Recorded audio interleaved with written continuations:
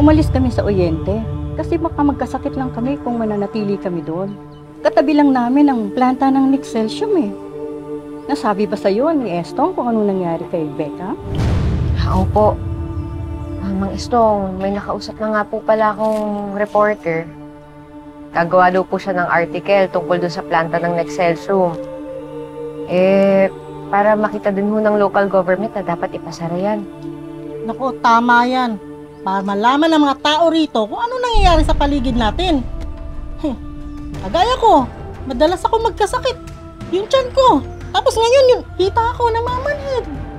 Ako, ganyan-ganyan din yung mga naramdaman ni Becca bago siya mamatay. Huwag na ho natin patagalin yan.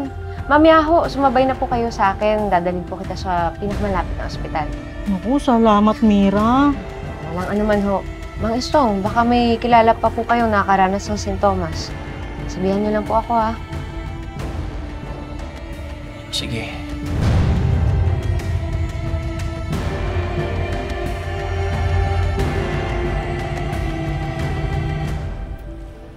Kilala ko po pala yung anak ng may-ari ng Nexcelsium.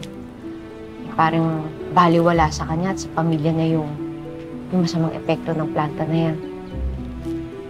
Noong nagtatrabaho pa ako sa Maynila, sinasaktan ako niyan. Pero ngayon, buong komunidad naman ang pinapahirapan niya. Pero, huwag ho kayong mag-aalala. Tutulungan ko po kayo. Hindi ako susuko hanggat hindi ko napapasarang Nexcelsium.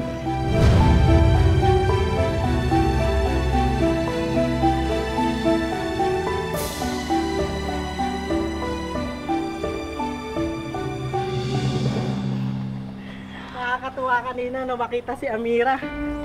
Asensado na. Tapos ang ganda-ganda pa. Totoo yan, Mare. Pero kahit nakakaangat na, parang walang nagbago sa ugali niya. Palabati pa rin at mabait. Naalala mo noon, talagang handang tumulong si Amira. O, di ba siya pa ngayon ang gagamot sa atin sa Oriente kahit wala tayong pambayad? Kaya alam mo, nagkaroon ako ng pag-asa na mapapasara na yung Nexcelsium na yan. Kasi alam ko, gagawa ng paraan si Amira. Matulungan lang tayo.